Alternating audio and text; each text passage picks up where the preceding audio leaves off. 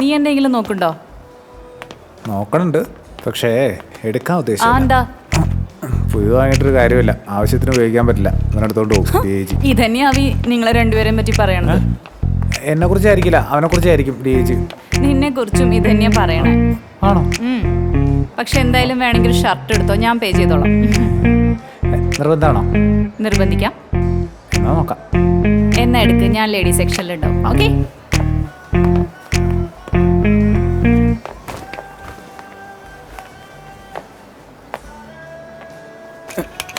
ഇതിന്റെ next size ഉണ്ടോ? ഇതിന്റെ താഴെയുള്ളേ ഉള്ളൂ മാഡം. ഇതിന്റെ വേറൊരു കളർ ഞാൻ ഇവിടെ നിന്ന് തന്നെ വാങ്ങിയതാണല്ലോ, അന്നെന്റെ സൈസ് കിട്ടിയില്ലോ. ഈ സ്റ്റൈലിന്റെ ഈ സൈസ് വരെയാണ് വരാറ്. അതെങ്ങനെ ശരിയാവണേ? അതെനിക്ക് കറക്റ്റ് ആയിട്ട് ഫിറ്റിംഗ് ആണ്. പക്ഷെ എന്താ പ്രശ്നം? സാം, ഇതിന്റെ ബ്ലാക്ക് കളർ ടോപ്പ് എനിക്കുള്ളത് നീ കണ്ടിട്ടില്ലേ? ഏട്ടനോട് വേണമെങ്കിൽ നമ്മുടെ വീട്ടിലേക്ക് വരുന്നതിന് മുമ്പ് ഒരു ദിവസം നമ്മൾ കണ്ട. അതന്നെ. ആ സെയിം സ്റ്റൈലിന്റെ വേറെ കളറാണത്. അത് പറഞ്ഞിട്ട് ഇയാൾ സമ്മതിക്കണില്ല. അതെന്താണ് ഭയ, നിങ്ങൾ സമ്മതിക്കണം. എനിക്കറിയാം ഇവിടെ കൈലങ്ങളുടെ ഡ്രസ്സ് ഉള്ളത്. അയ്യോ ചേട്ടാ, അത് ഞാൻ സമ്മതിക്കാം. പക്ഷെ അതല്ല, അതും ഇതും ഒരേ അളവാണെന്നാണ് ഞാൻ പറഞ്ഞത്. അതെനിക്ക് പാകാണ്, ഇതെനിക്ക് പാകല്ല. അങ്ങനെ ഒരു വഴിയില്ല, നോക്കട്ടെ. ആ ഡ്രസ്സ് അവസാനമായിട്ട് എപ്പോഴായിട്ടത്? അതിട്ടിട്ട് കുറച്ചായി. കുറച്ചായില്ലേ? ഇതിന്റെ വേറെ സൈസ് ഇല്ലാന്നുള്ള ഉറപ്പാണോ? ഉറപ്പാണ്. ഞാൻ വേണമെങ്കിൽ സ്റ്റോക്ക് രജിസ്റ്റർ കാണിക്കാം സാർ. ഒന്നും വേണ്ട, വിശ്വാസമായി. കാര്യം പിടികിട്ടി. നമ്മൾ ഇത് വിട്ടിട്ട് വേറെ നോക്കുകയാണോ അതോ ഇതിൻ്റെ കാര്യം പറയണോ? വേറെ നോക്കാം, പക്ഷെ എനിക്കിതെന്താണെന്ന് ഇപ്പം അറിയണം. ഉറപ്പാണോ? അതെ മീനാക്ഷി, വേറൊന്നുമല്ല, മീനാക്ഷി ഒരല്പം, അതായത് കുറച്ച് മണം വെച്ചിട്ടുണ്ട്.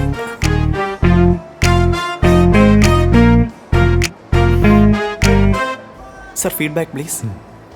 Madam sir, thank you.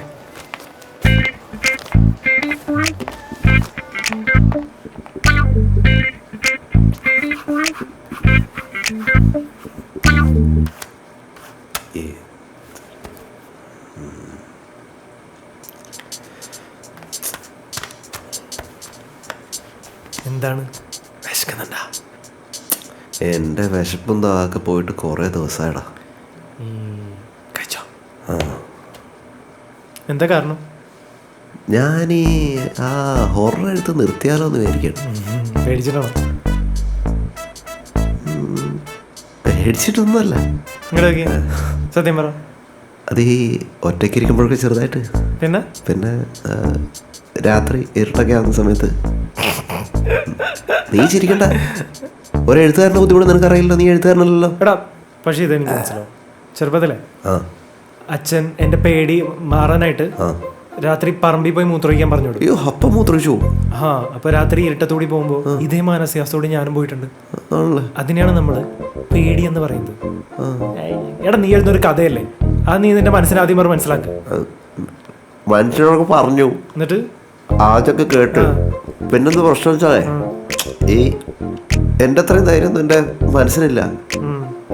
അതാണ് മനസ്സിലായോ? നീ ഒരു കാര്യം ആലോചിക്കണം. ഈ ഷെർലക് ഹോംസ് ഒക്കെ ഇല്ലേ, പുള്ളിയൊക്കെ എന്തൊക്കെ കണ്ടും എന്തൊക്കെ ആലോചിച്ചും അയാളുടെ മുറിയിൽ ഇരുന്നിട്ടുണ്ട്. എന്നിട്ട് ആളെ വല്ല പ്രേതം പിടിച്ച അയാൾ മുറിയിലൊട്ടൊക്കെ ഇരുന്നിട്ടില്ല, പുറത്ത് മാത്രമേ ധൈര്യമുള്ളൂ.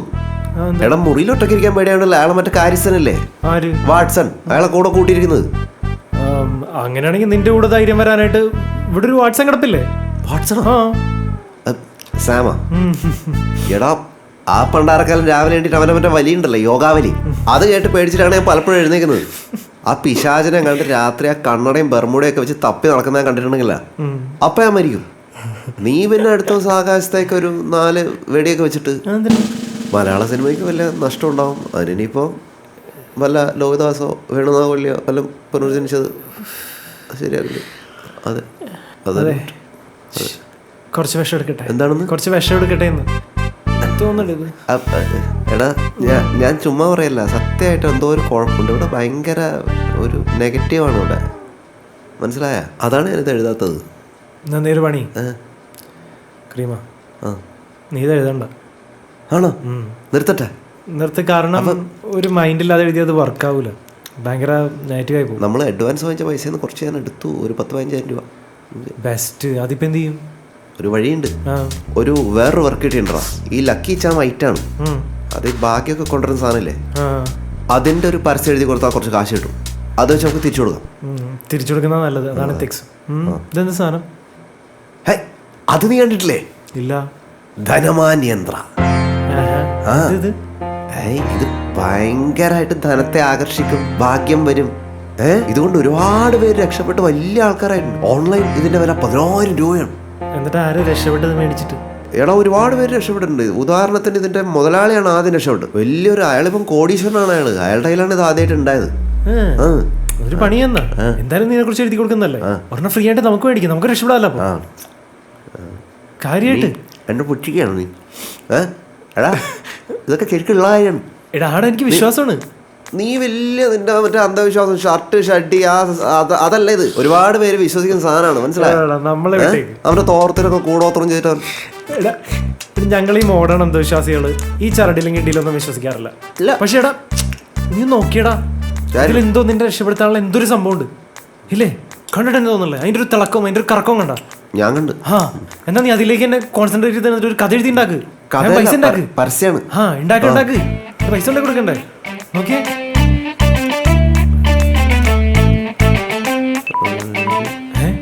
ഇത് ഞാനിപ്പോ ഫുൾ ചാർജ് ചെയ്താണല്ലോ. അയ്യോ കോള്.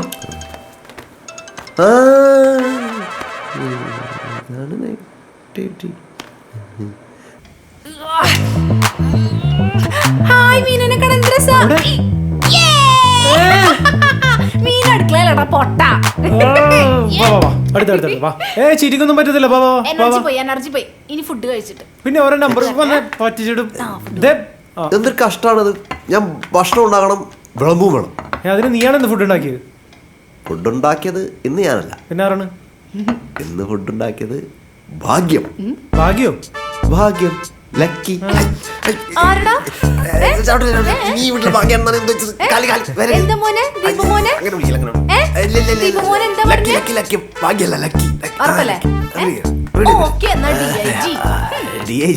ഇന്നോട്ട് പോയിന്നെ. നീ നോട്ട് ചെയ്താൽ മതി.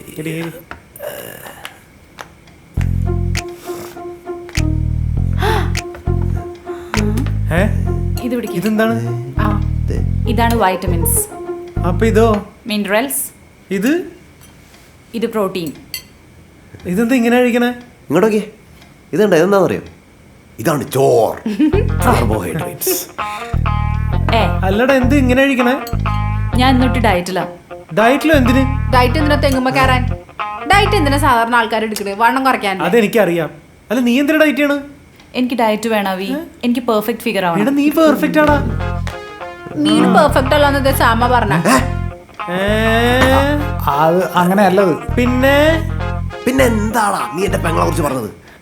ഈ കണ്ണടയുടെ പുറകിലെ നിന്റെ വൃത്തികെട്ട മുഖം ഞാൻ വലിച്ചു കീറും. കീറട്ടാ. എടാ അത് വെറും മിസ്അണ്ടർസ്റ്റാൻഡിംഗ് ആണ്. ഇതൊന്നും പോരാ, ഇംഗ്ലീഷും പറഞ്ഞു. ഇവരെ പുറത്താക്കി നമുക്കൊരു വാഴ വെച്ചാൽ എന്താ സംഭവം? എടാ ഇന്ന് രാവിലെ ഷോപ്പിങ്ങിന് പോയപ്പോൾ ഉണ്ടായ കൺഫ്യൂഷനാണ്. നീ സ്ഥിരം എന്ന ഫിറ്റ് പിന്നെ പാകമാകണ്ടായിരുന്നില്ല. അപ്പൊ ഞാൻ പറഞ്ഞു ചിലപ്പോൾ കുറച്ച് വണ്ണം വെച്ചിട്ടുണ്ടാവുമെന്ന്. അത് കേട്ട പാടെ ഷോപ്പിലെ പെയിൻ ശരി തുടങ്ങി. അതോടെ പെയിൻ്റെ മുഖം മാറി. ഇതാണ് സംഭവം. ഇതൊരു ചെറിയ ഡിഫറൻസ് അല്ലേ? ഇതിനൊന്നും ഡയറ്റ് ചെയ്യണ്ട. No, diet is a must. ബാബാ ഈ ചിക്കനും മട്ടൻ നീ കഴിച്ചിട്ട് ഈ ചോറും പച്ചക്കറിയും ഞങ്ങൾ കഴിക്കണം. നീ ഏത് ഡയറ്റിലാ പറഞ്ഞിരിക്കുന്നത്? ഇതൊരു സ്പെഷ്യൽ ഡയറ്റാ. ഇതിന്റെ പേരാണ് ഇന്റർമീഡിയന്റ് ഫാസ്റ്റിംഗ്. ഫാസ്റ്റിംഗ് എന്ന് വെച്ചാൽ ഞങ്ങളുടെ നാട്ടിലൊക്കെ ഭക്ഷണം കഴിക്കാണ്ടിരിക്കണം. ഇതൊരു പ്രത്യേകതരം ഫാസ്റ്റിംഗ് ആണ്. 16 hours ഒന്നും കഴിക്കില്ല. ബാക്കിയുള്ള 8 മണിക്കൂർ 2 പ്രാവശ്യം ഭക്ഷണം കഴിക്കൂ. അപ്പൊ ഒരു ദിവസത്തിൽ 2 പ്രാവശ്യം ഫുഡ് ഉണ്ടാക്കിയാൽ മതി അല്ലേ? ഭക്ഷണം ഉണ്ടാക്കുന്ന ടൈമും ലാഭം. ഇത് ഇന്നത്തെ എന്റെ ലാസ്റ്റത്തെ മീല്. ഇനി നാളെ 2 മണിക്ക് ഞാൻ എന്തെങ്കിലും കഴിക്കും. ബ്രേക്ക്ഫാസ്റ്റ് ഇല്ലേ? ബ്രേക്ക്ഫാസ്റ്റ് എന്തിനായിട്ട്? ഇത് ഭയങ്കര തോൽവിയാണത്. അതൊന്നുമല്ല. ആക്ച്വലി ബ്രേക്ക്ഫാസ്റ്റ് ആണ് ഏറ്റവും ഇമ്പോർട്ടന്റ് മീൽ എന്ന് നമ്മളെ പറഞ്ഞു പഠിപ്പിച്ചിട്ടുള്ളതാ.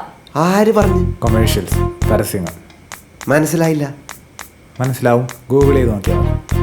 ഗൂഗിൾ കവേട്ട. ആ ചോറുങ്ങെടുക്ക്. ധനമാൻ യന്ത്ര. എന്താണ് ധനമാൻ യന്ത്ര? ധനമാന യന്ത്രം അഥവാ ധനമാൻ യന്ത്ര. ആദ്യം നിങ്ങൾക്കത് ധനം നൽകുന്നു, പിന്നീട് മാനം നൽകുന്നു.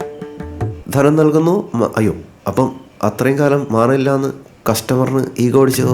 നെക്കാം ചേച്ചി മാറ്റിപ്പിടി.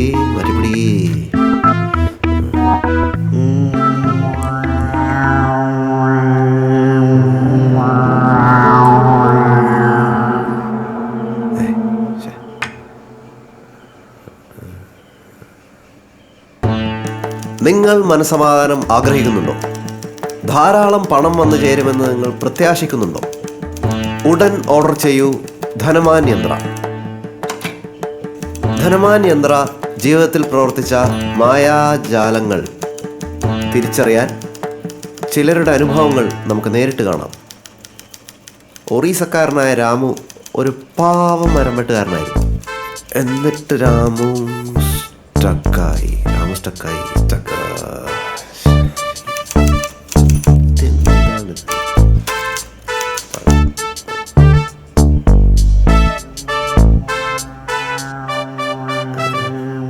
ഇപ്പോഴത്തെ കൊതുകൊക്കെ എന്താല്ലേ, കാണാനും പറ്റൂല, കടിക്കുകയും ചെയ്യില്ല, മൂളല് മാത്രം കേൾക്കാം. അയ്യോ.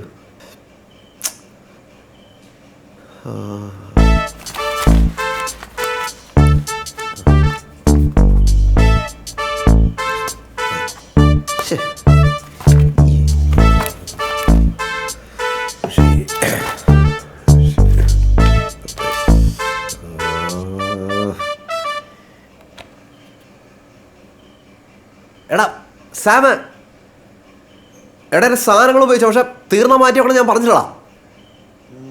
നീ ഇങ്ങോട്ട് വന്നേ സാമ, ചോദിക്കട്ടെ, വാ.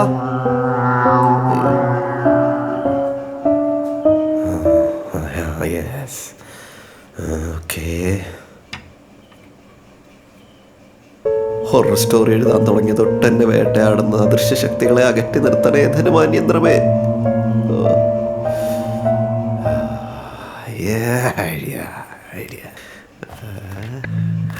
वॉइस रिकॉर्डर के बारे में ये स्मार्ट.